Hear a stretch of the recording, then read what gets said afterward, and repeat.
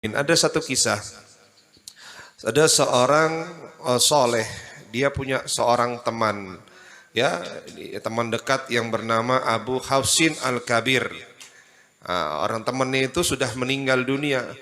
Lalu dia mensolatkan jenazahnya. Al-Kisah,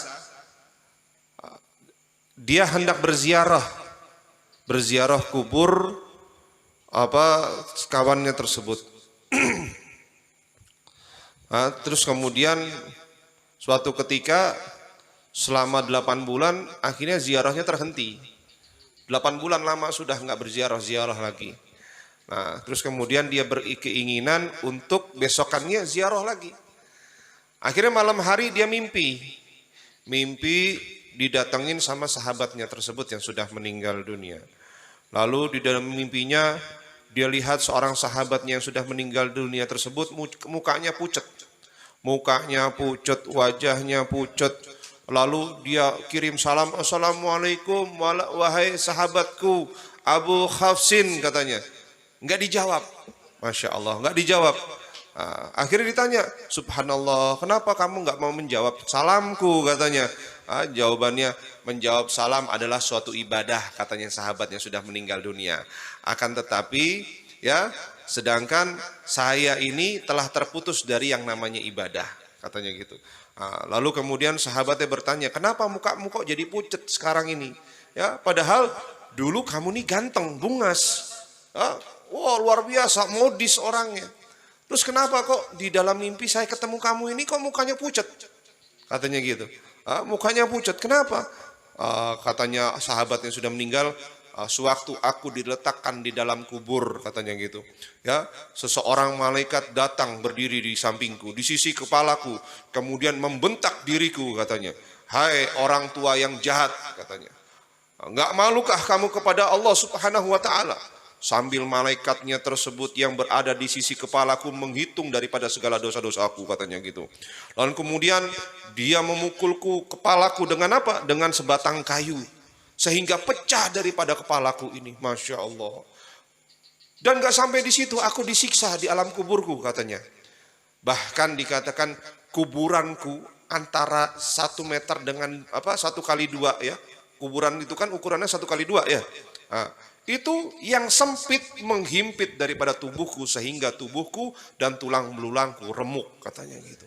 Masya Allah. Enggak maulukah kamu kepada Tuhanmu, katanya malaikat yang di sampingnya tersebut.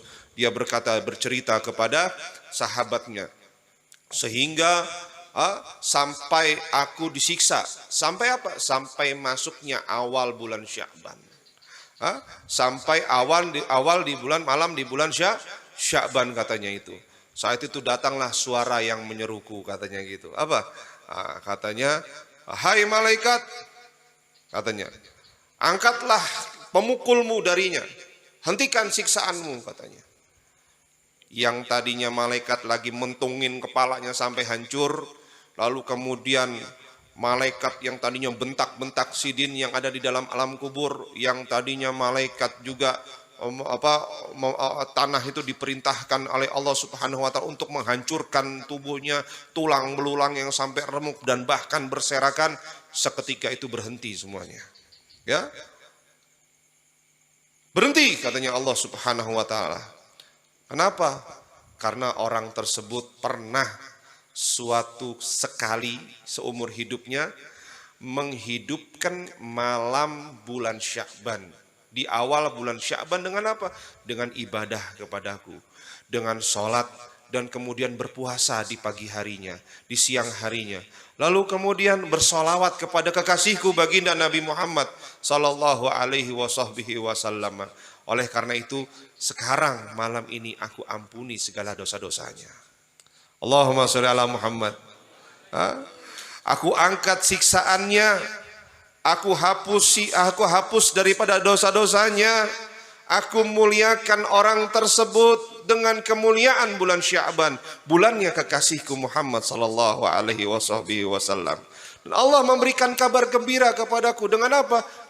Dengan surganya Allah Subhanahu wa taala, dengan rahmatnya Allah Subhanahu wa taala. Dan bahkan baginda Nabi Muhammad SAW bersabda, man ahya lailatal aidain wa lailatan nisfi min Sya'ban lam yamut qalbuhu hina tamutul qulub. Katanya baginda Nabi Muhammad SAW di dalam sabdanya, siapa menghidupkan 2 malam hari raya aidain, 2 malam hari raya, ya, hari raya Idul Fitri, hari raya Idul Adha, dan walailata min nisfi Sya'ban, dan juga malam nisfu Sya'ban katanya, maka lam yamut qalbuhu, tidak akan pernah mati hatinya, hina tamutu qulub, di saat ketika semua hati manusia telah dimatikan oleh Allah Subhanahu wa taala.